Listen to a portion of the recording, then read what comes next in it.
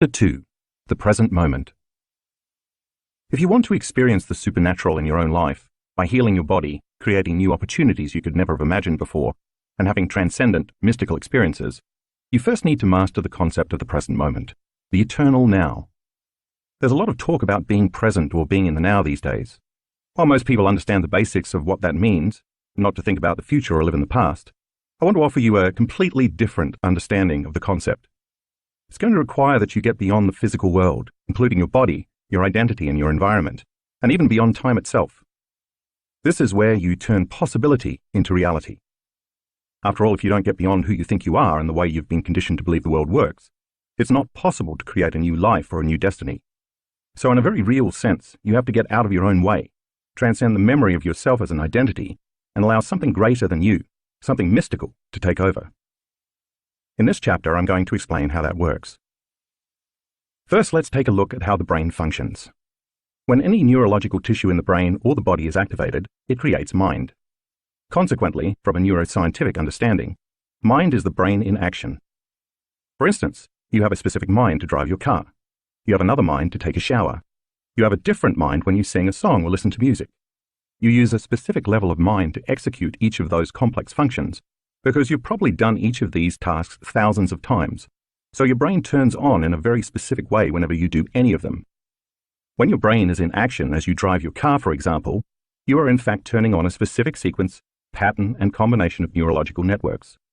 Those neural networks, or neural nets, are simply clusters of neurons that work together as a community, just like an automatic software program or a macro, because you've done that particular action so many times. In other words, the neurons that fire together to accomplish the task become more wired together.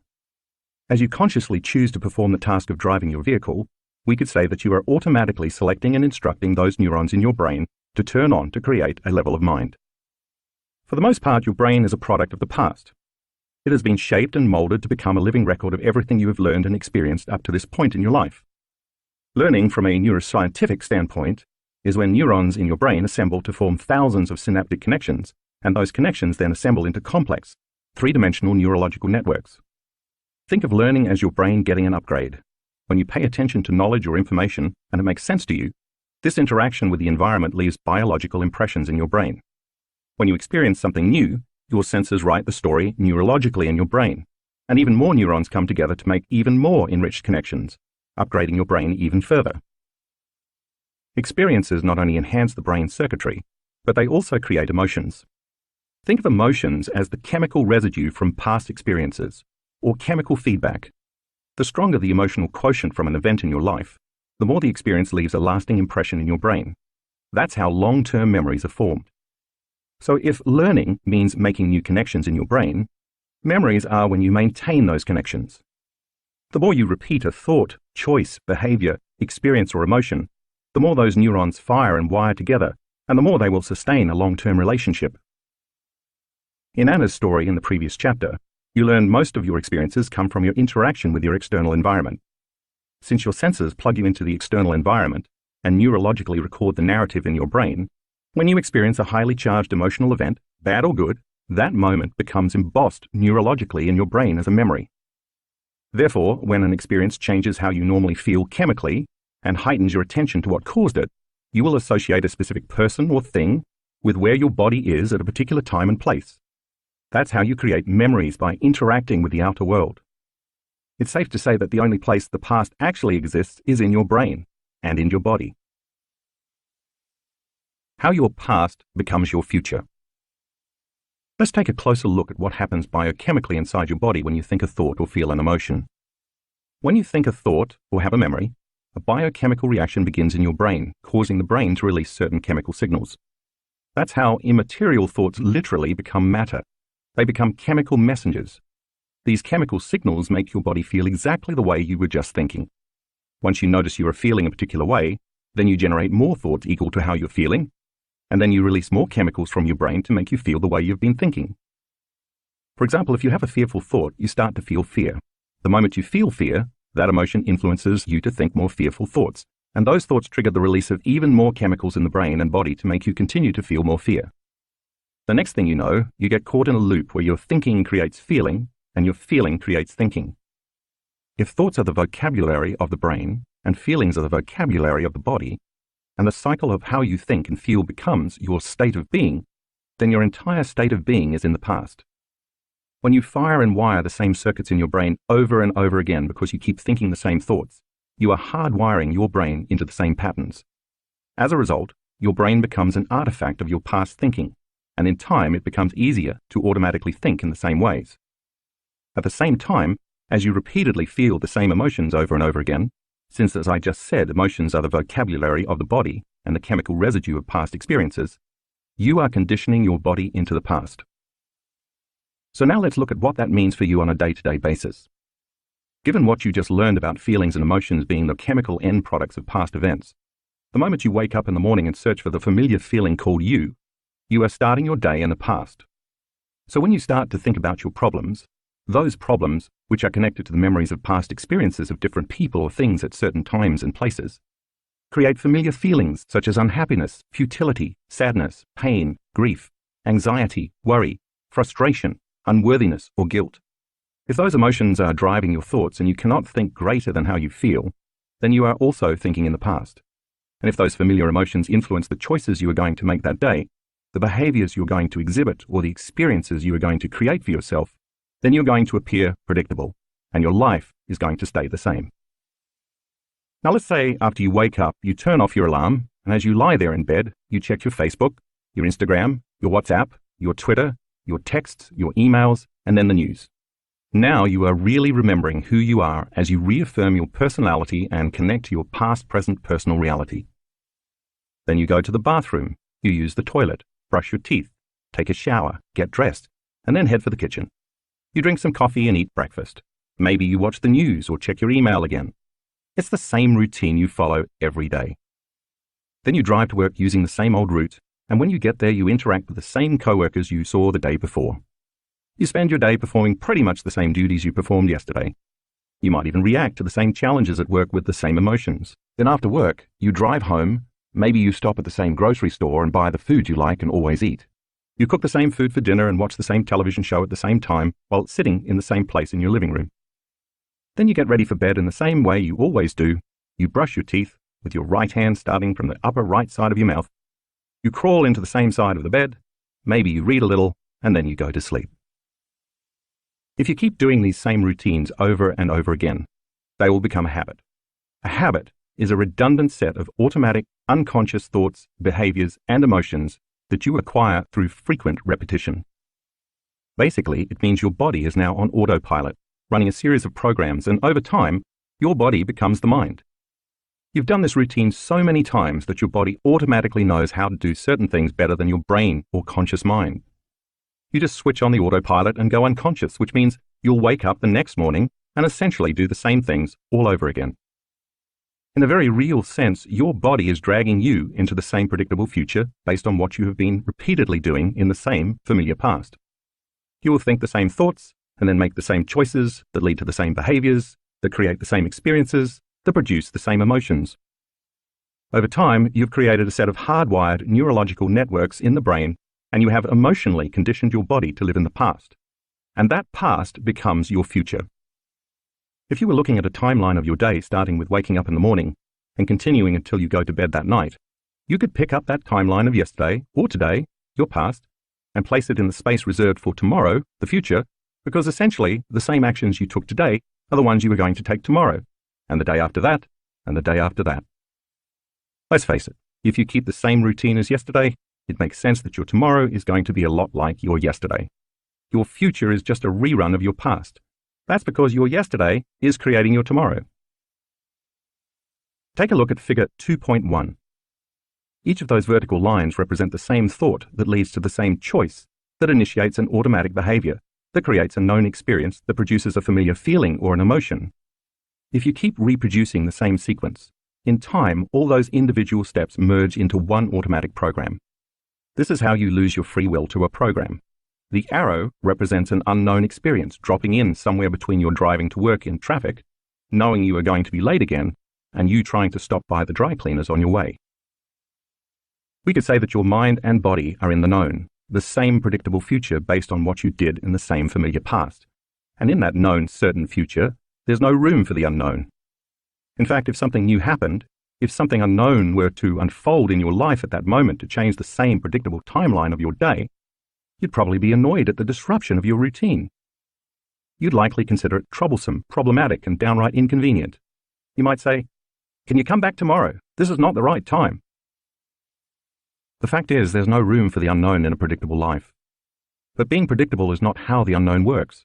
The unknown is unfamiliar, uncertain, but it's also exciting because it occurs in ways you cannot expect or anticipate. So let me ask you, how much room in your routine, predictable life do you have for the unknown? By staying in the known, following the same sequence each day of thinking the same thoughts, making the same choices, demonstrating the same programmed habits, recreating the same experiences that stamp the same networks of neurons into the same patterns to reaffirm the same familiar feeling called you, you are repeating the same level of mind over and over again. In time, your brain becomes automatically programmed to do any one of those particular sequences more easily and effortlessly the next time, and then the next time, and so on. As each of these individual steps merge into one complete step, thinking a familiar thought of an experience of somebody or something at some place in some time will automatically create the anticipation of the feeling of the experience.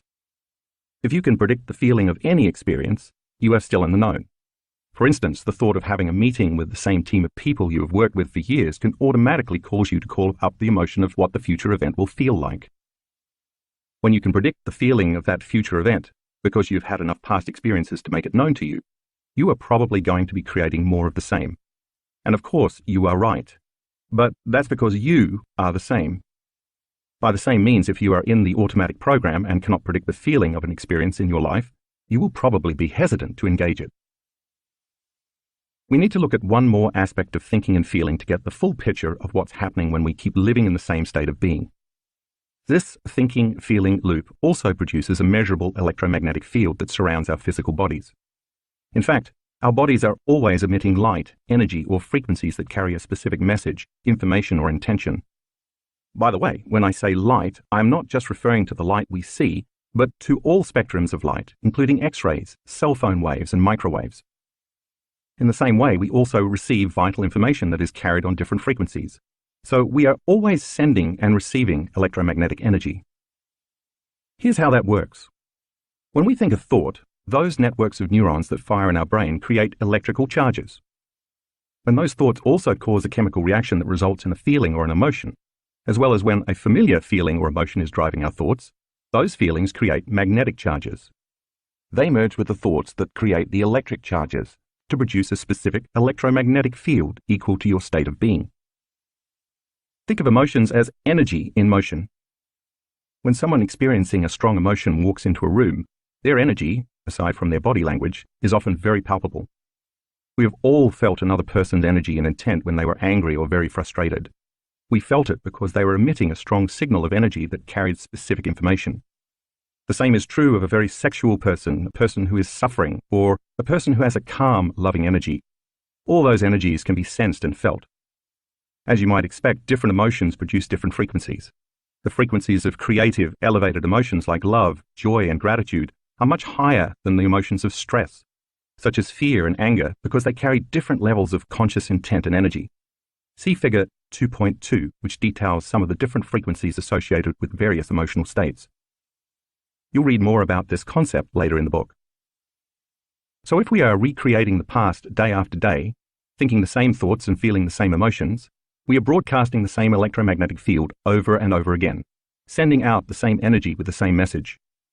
From the perspective of energy and information, this means the same energy of our past continues to carry the same information, which then keeps creating the same future. Our energy then is essentially equal to our past.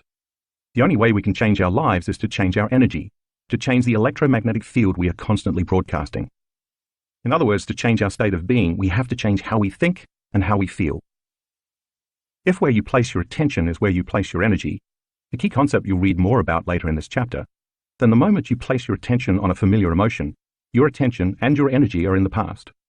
If those familiar emotions are connected to a memory of some past event involving a person or an object at a particular place and time, then your attention and your energy are in the past as well. As a consequence, you are siphoning your energy out of the present moment into your past. By the same means, if you start to think about all the people you have to see, the things you have to do, and the places you have to go at certain times in your routine day, you are siphoning your attention and energy into a predictable, known future. Take a look at figure 2.3, which illustrates this point. All of your energy is now completely commingled with those known experiences in that specific line of time. Your energy is creating more of the same, and your body is going to follow your mind to the same events in your same reality. Your energy is being directed out of the present moment and into the past and the future. As a result, you have very little energy left to create an unknown experience in a new timeline. Figure 2.3 also shows how the electromagnetic energy you emanate is a vibrational match with everything known to you. So as you start your day, when you have the thought of the toilet, the next thing you know, there you are, walking toward the toilet. Then you have the thought of the shower, and you find yourself in the shower adjusting the water temperature. You have the thought of the coffee maker, and you're projecting your attention and energy to the coffee maker. And as you automatically walk to the kitchen to make your morning cup of java, once again your body is following your mind. And if you've done that for the last 22 years, your body is going to effortlessly coast right over there. Your body is always following your mind, but in this case, it's been repeatedly following your mind to the known. That's because that's where your attention, and therefore your energy, is. So now let me ask you this. Could it ever be possible for your body to start following your mind to the unknown? If so, you can see that you would have to change where you put your attention, and that would lead to changing your energy, which would require you to change how you think and how you feel long enough for something new to happen. While it may sound incredible, this is indeed possible. It makes sense that just as your body has been following your mind to every known experience in your life, like the coffee maker each morning, if you were to start investing your attention and energy into the unknown, your body would then be able to follow your mind into the unknown, a new experience in your future. Priming your mind and body for a new future. If you are familiar with my work, you know that I'm in love with the concept of mental rehearsal. I'm fascinated by how we can change the brain as well as the body by thought alone. Think about that for a moment. If you focus your attention on specific imagery in your mind and become very present with a sequence of repeated thoughts and feelings, your brain and body will not know the difference between what is occurring in the outer world and what is happening in your inner world. So when you're fully engaged and focused, the inner world of imagination will appear as an outer world experience, and your biology will change accordingly. That means you can make your brain and body look as if a physical experience has already happened without having the actual experience. What you put your attention on and mentally rehearse over and over again not only becomes who you are from a biological perspective, it also determines your future. Here's a good example. A team of Harvard researchers took a group of volunteers who had never before played the piano and divided the group in half. One half practiced a simple 5-finger piano exercise for 2 hours a day over a period of 5 days. The remaining half did the same thing, but just by imagining they were sitting at the piano, without physically moving their fingers in any way. The before and after brain scans showed that both groups created a dramatic number of new neural circuits and new neurological programming in the region of their brains that controls finger movements, even though one group did so by thought alone. Think about this. The folks who mentally rehearsed the actions had brains that looked like the experience had already happened, even though they never lifted a finger. If you were to put them in front of a piano after 5 days of mental rehearsal, many of them would be able to play the exercise they imagined pretty well, even though they had never before tickled the ivories. By mentally imagining the activity every day, they installed the neurological hardware in preparation for the experience. They repeatedly fired and wired those brain circuits with their attention and intention, and over time the hardware became an automatic software program in their brains, and it became easier to do the next time. So if they were to start to play after 5 days of mental practice, their behaviors would become easily aligned with their conscious intentions because they primed their brains for the experience ahead of time. That's how powerful the mind can be once trained.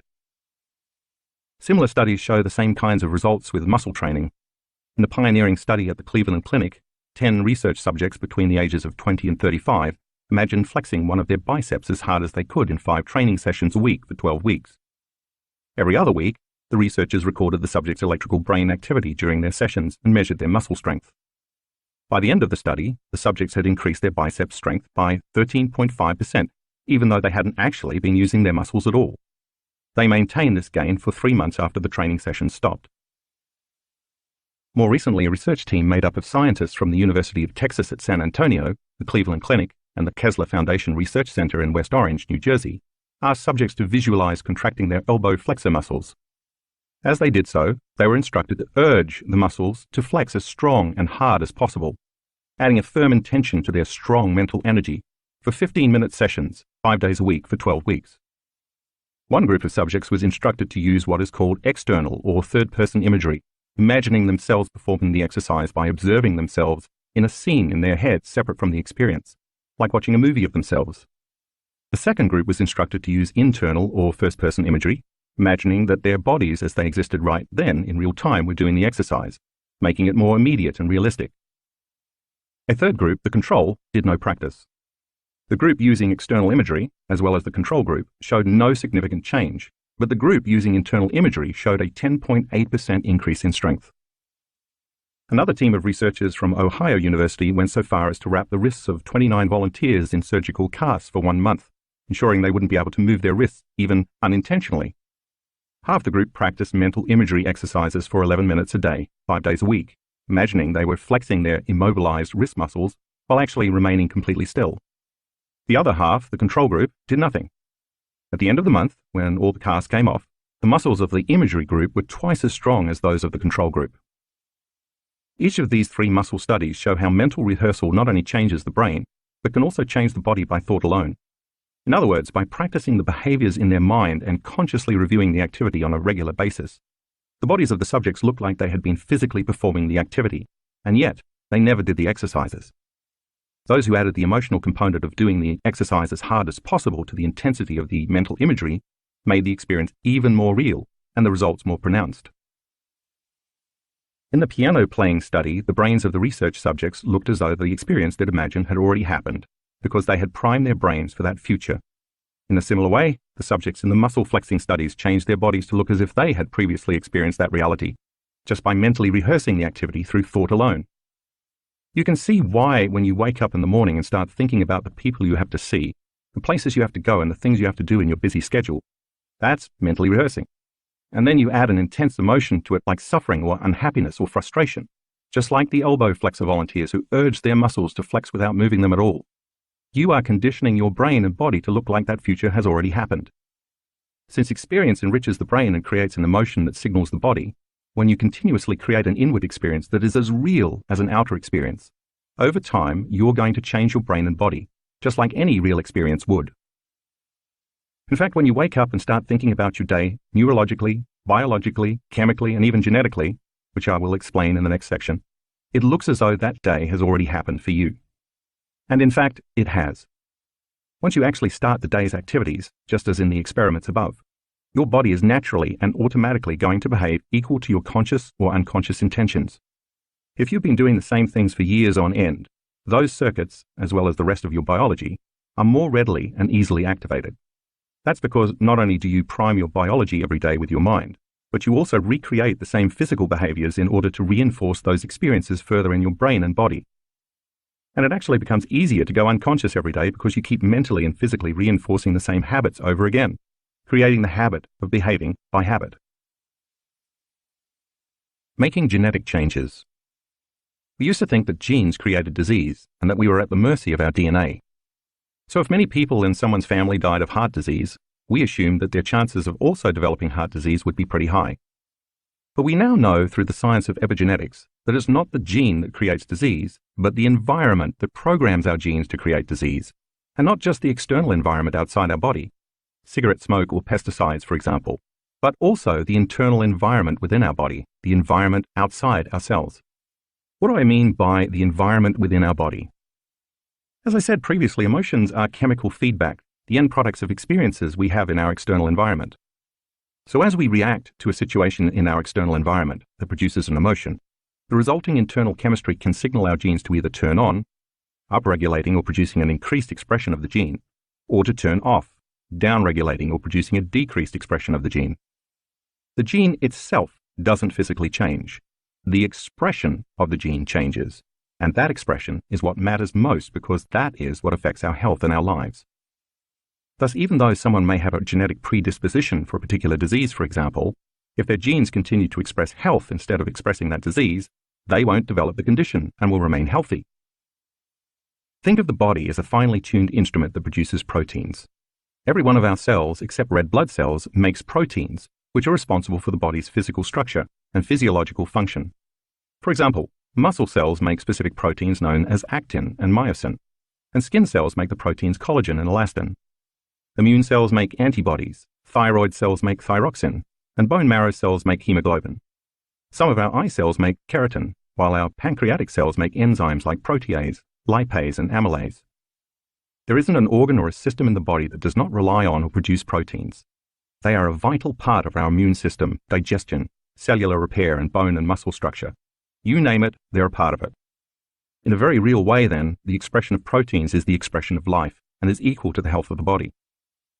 In order for a cell to make a protein, a gene must be expressed. That's the job of the genes, to facilitate making proteins. When the signal from the environment outside of the cell reaches the cell membrane, the chemical is accepted by a receptor outside of the cell and makes its way to the DNA inside the cell. Then a gene makes a new protein that's equal to that signal. So if the information coming from outside of the cell does not change, the gene keeps making the same protein and the body stays the same. Over time, the gene will begin to downregulate. It will either shut off its healthy expression of proteins, or it will eventually wear out, like making a copy of a copy of a copy, causing the body to express a different quality of proteins. Different classifications of stimuli upregulate and downregulate genes. We activate experience-dependent genes, for example, by doing new things or learning new information. These genes are responsible for stem cells getting the instructions to differentiate, transforming into whatever type of cell the body needs at that particular time to replace cells that are damaged. We activate behavioral state-dependent genes when we are in high levels of stress or arousal, or in alternate states of awareness like dreaming. You can think of these genes as the fulcrum of mind-body connection because they provide a link between our thoughts and our bodies, allowing us to influence our physical health through various behaviors, meditation, prayer, or social rituals, for example. When genes are altered in this way, sometimes within minutes, those altered genes can then be passed on to the next generation. So when you change your emotions, you can change the expression of your genes, turning some on and others off, because you are sending a new chemical signal to your DNA, which can then instruct your genes to make different proteins, upregulating or downregulating to make all kinds of new building blocks that can change the structure and function of your body.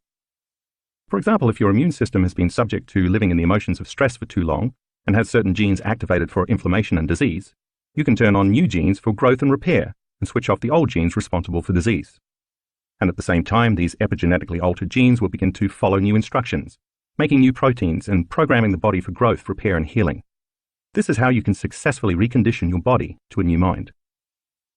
So as you read earlier in this chapter, this means that if you're living by the same emotions day in and day out, your body believes it's in the same environmental conditions. Then those feelings influence you to make the same choices, causing you to demonstrate the same habits that then create the same experiences, that then produce the same emotions all over again. Thanks to these automatic, programmed habits, your cells are constantly being exposed to the same chemical environment, outside your body and your environment as well as outside the cells, but within your body. That chemistry keeps signaling the same genes in the same way. And so you're stuck because when you stay the same, your genetic expression stays the same. And now you are headed for a genetic destiny because you don't have any new information coming from the environment. But what if the circumstances in your life change for the better? Shouldn't that also change the chemical environment surrounding your cells? Yes, that happens, but not all the time. If you've spent years conditioning your body to this cycle of thinking and then feeling and thinking without realizing it, you've also conditioned your body to become addicted to these emotions. So simply changing the external environment by, say, getting a new job doesn't necessarily break the addiction any more than someone addicted to drugs would be able to stop their cravings just by winning a lottery or moving to Hawaii. Because of the thinking-feeling loop, sooner or later, after the novelty of the experience is over, most people return to their baseline emotional state, and the body believes it's in the same old experience that created the same old emotions. So if you were miserable in your old job, but managed to get a new one, you might be happy for a few weeks, or even a few months. But if you had spent years conditioning your body to be addicted to misery, you would eventually return to that old emotion because your body would crave its chemical fix. Your outer environment may have changed, but your body will always believe its internal chemistry more than its external conditions. So it remains emotionally locked into your old state of being, still addicted to those old emotions. That's just another way of saying you're still living in the past. And because the internal chemistry hasn't changed, you can't change the expression of your genes to make new proteins in order to improve the structure or the function of your body. So there's no change in your health or your life. That's why I say you have to think greater than the way you feel to make any real, lasting changes. In the winter of 2016, at our advanced workshop in Tacoma, Washington, my team and I performed a study on the effect elevated emotions had on immune function, taking saliva samples from 117 test subjects at the start of the workshop, and then again 4 days later at the workshop's conclusion.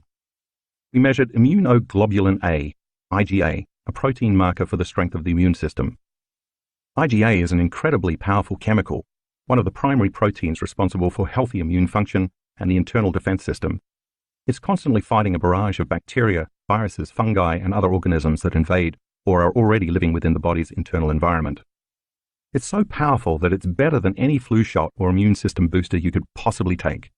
When it's activated, it's the primary internal defense system in the human body.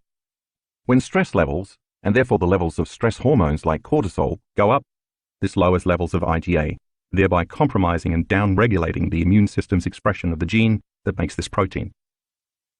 During our 4-day workshop, we asked our study participants to move into an elevated emotional state such as love, joy, inspiration, or gratitude for 9 to 10 minutes 3 times a day. If we could elevate our emotions, we wondered, could we boost our immune system? In other words, could our students upregulate the genes for IgA simply by changing their emotional states? The results amazed us. Average IgA levels shot up by 49.5%. The normal range for IgA is from 37 to 87 milligrams per deciliter, mg/dl, but some people measured more than 100 mg/dl at the end of the workshop. Our test subjects showed significant, measurable epigenetic changes without having any significant experiences in their external environment.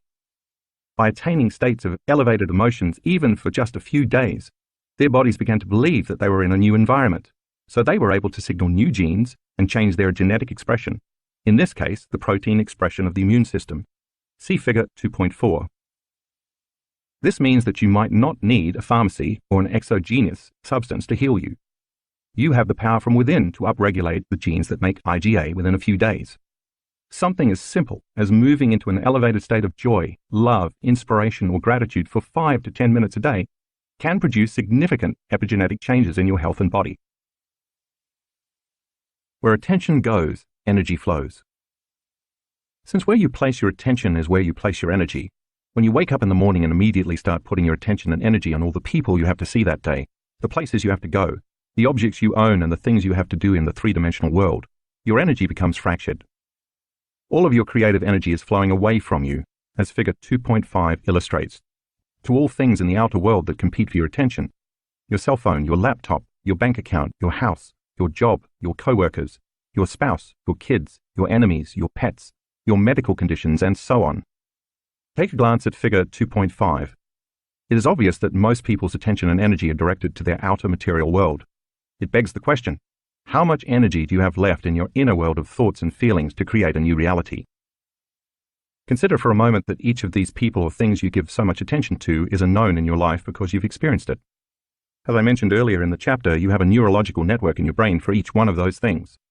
Since they are mapped in your brain, you perceive and so experience them from your past.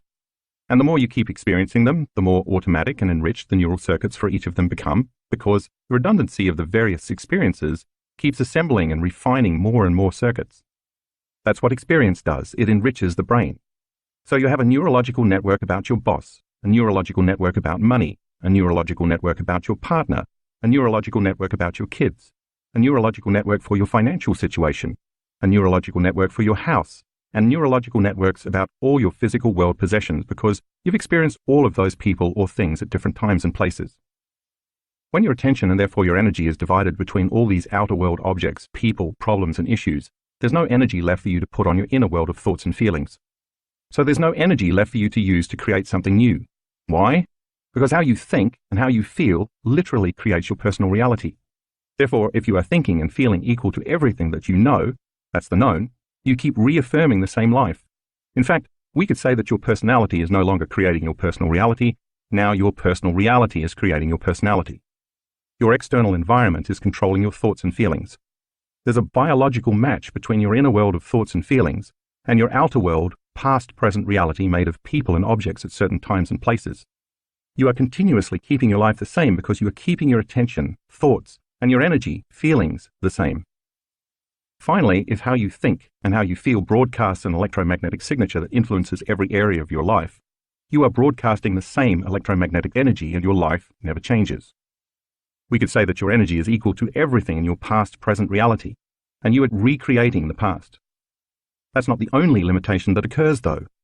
When you place all your attention and energy on the outer world, and you keep reacting to the same conditions in the same way, in a state of chronic stress which causes the brain to be in a constant state of arousal, your inner world becomes imbalanced and your brain begins to work inefficiently. And then you become less effective in creating anything at all. In other words, you become a victim of your life instead of the creator of your life. Living by the hormones of stress. Now let's take a closer look at how we end up getting addicted to our negative emotions, or more precisely, what we call the hormones of stress. The moment we react to any condition in our outer world that tends to be threatening, whether the threat is real or imagined, our body releases stress hormones in order to mobilize enormous amounts of energy in response to that threat. When this occurs, the body moves out of balance. That's exactly what stress is. This is a natural and healthy response because, in antiquity, that chemical cocktail of adrenaline and cortisol and similar hormones were released when we were facing some danger in the outer world.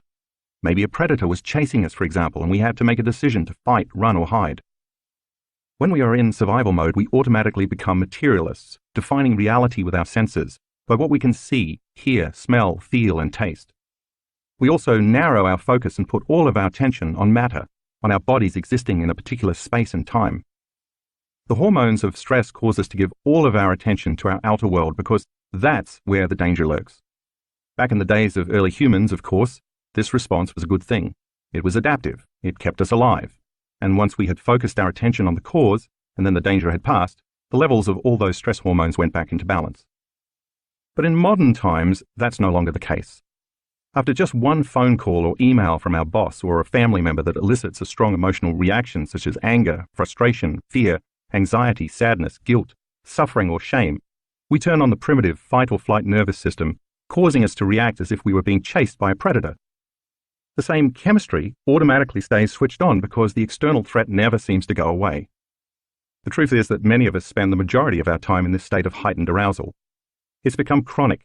It's as though the predator is not out there in the wild making an occasional toothy appearance, but is instead living in the same cave as we are, a toxic coworker whose desk is right next to ours, for example.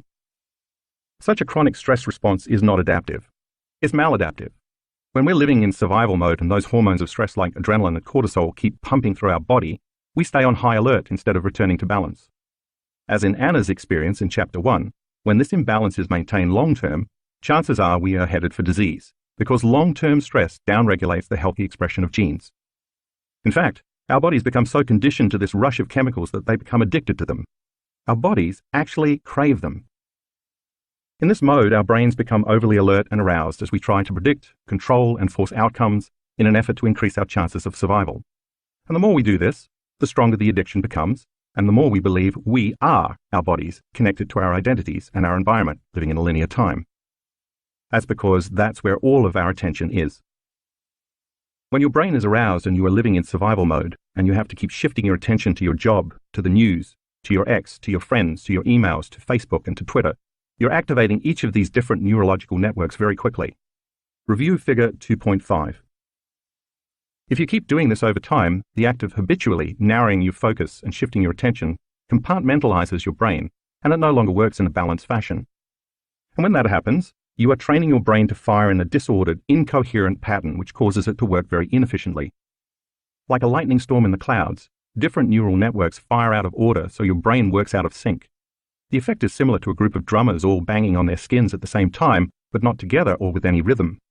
We will talk much more about the concepts of coherence and incoherence in a later chapter, but for now, it's enough to know that when your brain gets incoherent, you get incoherent. When your brain isn't working optimally, you're not working optimally. For each outer world person or thing or place you've experienced in your life that is a known, you have an emotion connected to it because emotions, which are energy in motion, are the chemical residue of experience. And if most of the time you're living by those addictive stress hormones, you might use your boss to reaffirm your addiction to judgment. You might use your coworkers to reaffirm your addiction to competition. You might use your friends to reaffirm your addiction to suffering. You might use your enemies to reaffirm your addiction to hatred, your parents to reaffirm your addiction to guilt, your Facebook feed to reaffirm your addiction to insecurity, the news to reaffirm your addiction to anger, your ex to reaffirm your addiction to resentment, and your relationship with money to reaffirm your addiction to lack. This means your emotions, your energy, are commingled, even bonded with every person, place, or thing you experience in your known familiar reality. And that means there's no energy available for you to create a new job, a new relationship, a new financial situation, a new life, or even a newly healed body. Let me say it another way. If how you think and how you feel determines the frequency and information you are emitting in your energy field, which has a significant effect on your life, and if all of your attention, and so all of your energy, is tied up with your outer world of people, objects, things, places, and time, there's no energy left in your inner world of thoughts and feelings. Therefore, the stronger the emotion you are addicted to, the more you will place your attention on that person, object, place, or circumstance in your outer world, giving away most of your creative energy and causing you to feel and think equal to everything you know. It becomes difficult to think or feel in any new ways when you are addicted to your outer world. And it's possible that you can become addicted to all the people and things in your life that are causing you all the problems in the first place. That's how you give your power away and mismanage your energy. If you review figure 2.5, you'll find a few examples to illustrate how we create energetic bonds to all of the elements in our outer world. Take a look at figure 2.6. On the left side of the diagram, you see two atoms bound by an invisible field of energy. They're sharing information. It's energy that is bonding them together. On the right side of the diagram, you see two people who are sharing an experience of resentment and who are also bonded by an invisible field of energy that keeps them connected energetically. In truth, they are sharing the same energy, and so the same information. To separate the two atoms, it takes energy. By the same means, if your attention and energy are bound to the same people, places, and things in the outside physical world, you can understand that it's going to take energy and effort to break those bonds when you're in meditation. This begs the question, how much of your creative energy is tied up in guilt, hatred, resentment, lack, or fear? The truth is, you could be using all that energy to recreate a new destiny. To do that, you're going to have to get beyond all those things in your outer world by taking your attention off them. That's why we use meditation as the model to change our internal state. This allows us to break from our associations to everybody, everyone, everything, everywhere, and every time, long enough to journey within. Once you overcome your emotional body and you take your attention off everything known to you in your outer world, you call your energy back to you, breaking the bonds with your past-present reality, which has been staying the same. You're going to have to make the transition from being somebody to being nobody, which means you have to take your attention off your body, your pain, and your hunger. You're going to have to go from being someone to being no one, taking your attention off your identity as a partner, parent, and employee. You'll have to go from keeping your attention on something to placing your attention on no thing, forgetting all about your cell phone, your emails, and getting a cup of coffee. And from being somewhere to being nowhere, getting beyond any thoughts about the chair you're meditating in or where you'll be going later today. And from being in linear time to being in no time, with no distracting memories or thoughts about the future. I'm not saying that your cell phone or your laptop or your car or your bank account is bad, but when you're overly attached to those things and they've captured your attention to such a degree that you can't get beyond thinking about them because of the strong emotions you associate with them, those possessions own you, and then you can't create something new. The only way to do that is to learn to call all of that fractured energy back so you can overcome the emotions of survival that you've become addicted to and that keep all of your energy bound to your past-present reality. Once you take your attention off all those exterior elements, you start to weaken your energetic and emotional bonds with those things, and you finally begin to free up enough available energy to create a new future. That's going to require you to become aware of where you've been unconsciously placing your attention, and, like separating the two atoms, it's also going to take some energy to consciously break those bonds. People come up to me all the time in workshops and tell me their computer hard drive crashed, or someone stole their car, or they lost their job and they don't have any more money. When they tell me they have lost people or things in their life, you know what I always say to them? Great. Look how much available energy you now have to design a new destiny. By the way, if you do this work well and manage to call your energy back to you, it will most likely be uncomfortable at first, even a little chaotic. Get ready, because certain areas of your life may fall apart. But don't worry, that's supposed to happen because you're breaking the energetic bonds between yourself and your same past reality. Anything that is no longer in a vibrational match between you and your future is going to fall away. Let it. Don't try to put your old life back together because you're going to be way too busy with the new destiny you're calling to yourself. Here's a great example. A friend of mine who was vice president of a university showed up for a board meeting about 3 weeks after he started doing this meditation work. He was the backbone of that university. The students and faculty loved him. He walked into the board meeting and sat down, and they fired him. So he called me and he said, "Hey, I don't know if this meditation process is working. The board just fired me. Aren't great things supposed to happen to me when I'm doing the work?" "Listen," I told him, "don't you hold on to those emotions of survival, because then you'll be in your past. Instead, keep finding the present moment and creating from that place." Within 2 weeks, he fell in love with a woman he later married.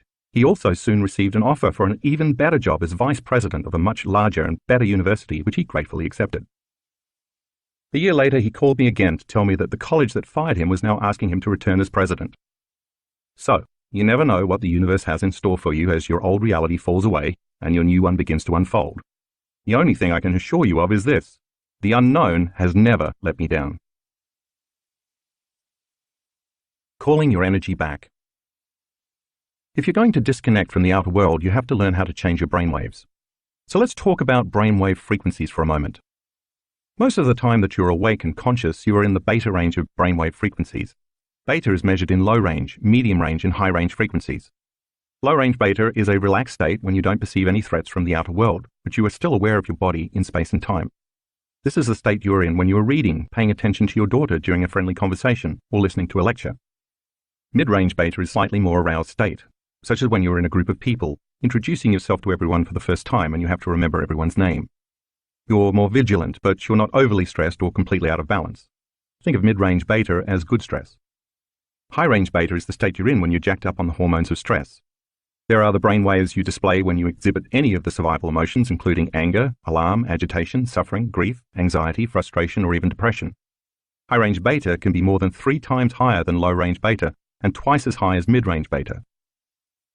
While you may spend most of your waking time in beta frequency brainwaves, you also dip into alpha frequency brainwaves throughout your day. You display alpha brainwaves when you are relaxed, calm, creative, and even intuitive, when you're no longer thinking or analyzing and instead you're daydreaming or imagining, like a trance state. If beta brainwaves indicate where you are placing the majority of your attention on your outer world, alpha brainwaves indicate when you are placing more of your attention on your inner world. Theta frequency brainwaves take over in the twilight stage when your mind is still awake, but your body is drifting off to sleep. This frequency is also associated with deep states of meditation. Delta frequency brainwaves usually come during deep, restorative sleep. However, over the last 4 years, my research team and I have recorded several students who can move into very deep delta brainwaves during meditation. Their bodies are deeply asleep, and they're not dreaming, but their brain scans show that their brains are processing very high amplitudes of energy. As a result, they report having profound mystical experiences of oneness, feeling connected to everyone and everything in the universe. See figure 2.7 to compare the different brainwave states. Gamma frequency brainwaves indicate what I call a superconscious state. This high-frequency energy occurs when the brain gets aroused from an internal event. One of the most common examples is during meditation when your eyes are closed and you are going within, instead of an event that happens outside the body. We'll talk more about gamma brainwaves in later chapters. One of the biggest challenges people have when they meditate is switching out of high-range and even mid-range beta and slipping into alpha and then theta brainwave frequencies. It's absolutely vital to do so, though, because when they slow down their brainwaves to these other frequencies, they are no longer paying attention to the outer world and all the distractions they're so used to thinking about when they're under stress. And since they're not analyzing and strategizing, trying to prepare for the worst-case scenario in their future based on their fearful memories of the past, they have the opportunity to become present, to exist only in the now. Wouldn't it be wonderful during a meditation to disconnect your association to all the elements in your outer environment, to get beyond your body, your fears, and your schedule, and forget about your familiar past and your predictable future? If you do it right, you will even lose track of time. As you overcome your automatic thinking, your emotions, and your habits in meditation, that is exactly what happens. You get beyond your body, your environment, and time. You weaken the energetic bonds with your past-present reality and find yourself in the present moment. Only in the present moment can you call your energy back to you.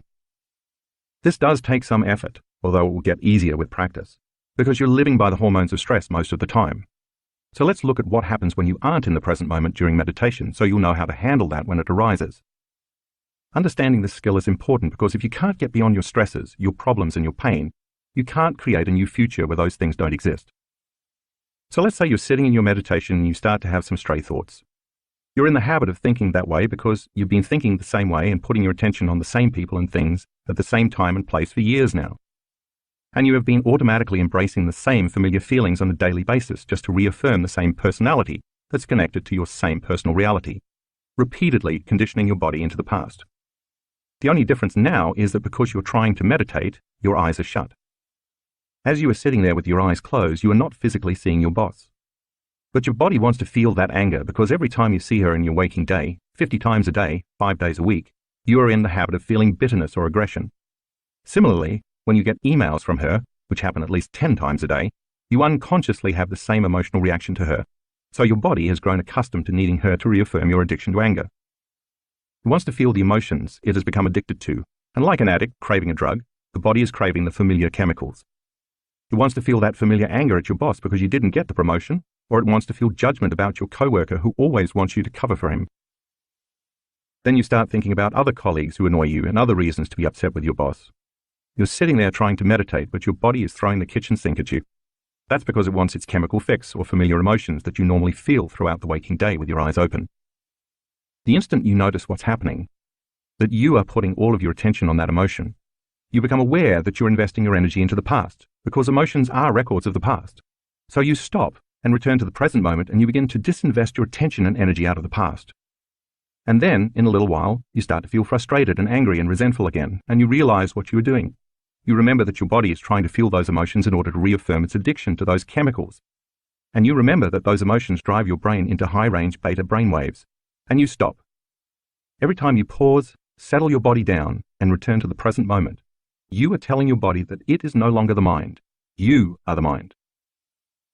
But then thoughts start drifting into your mind about the people you have to see and the places you have to go and the things you have to do later that day. You wonder if your boss has answered that email yet, and you remember that you haven't returned your sister's phone call either.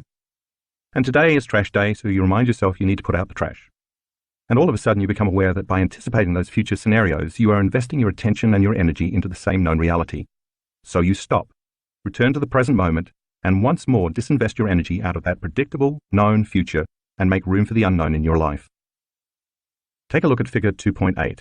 It shows that once you find yourself in that sweet spot of the generous present moment, your energy, represented by the arrows, no longer goes away from you to the past and future the way it did back in figure 2.3. Now you are divesting your energy from that familiar past and predictable future. You are no longer firing and wiring the same circuits in the same way, and you are no longer regulating and signaling the same genes in the same way by feeling the same emotions. If you keep doing this process, you are continuously calling all that energy back to you by breaking the energetic bonds that keep you connected to your past-present reality. This happens because you are taking your attention and your energy off your outer world and placing it instead on your inner world, and you're building your own electromagnetic field surrounding your body. Now you have available energy that you can use to create something new. Not surprisingly, your attention eventually begins to wander again.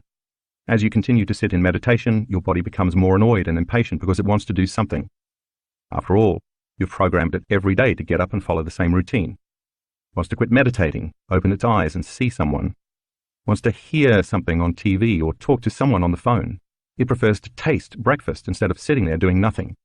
It would like to smell coffee brewing, like it does every morning, and it would love to feel something like a hot shower before it starts the day. The body wants to experience physical reality with its senses in order to embrace an emotion, but your goal is to create a reality from a world beyond your senses that's defined not by your body as the mind, but by you as the mind. So as you become aware of the program, you keep settling your body down into the present moment. The body tries again to return to the familiar past because it wants to engage in a predictable future, but you keep settling it back down. Each time you overcome those automatic habits, your will becomes greater than your program. Every time you keep settling your body back to the present moment, like training a dog to sit, you are reconditioning your body to a new mind. Each time you become aware of your program and you labor for the present moment, you are stating that your will is greater than your program. And if you keep returning your attention, and therefore your energy, back to the present moment, and you keep noticing when you are present and when you are not, sooner or later your body is going to surrender. It is this process of continuously returning to the present moment every time you become aware that you've lost it that begins to break the energetic bonds with your familiar known reality. And when you do return to the present moment, what you're actually doing is getting beyond your physical world identity and unfolding into the quantum field, a concept I will explain in detail in the next chapter. The hardest part of every war is the last battle. That means that when your body, as the mind, is raging, causing you to think that you cannot go any further, wanting you to stop and return to the world of the senses, you keep persevering. You truly step into the unknown, and sooner or later you will begin to break the emotional addiction within you. When you get beyond your guilt, your suffering, your fear, your frustration, your resentment, or your unworthiness, you are freeing your body from the chains of those habits and emotions that keep you anchored in the past. And as a result, you are liberating energy that is now coming back to you. As the body releases all of this stored emotional energy, it is no longer becoming the mind.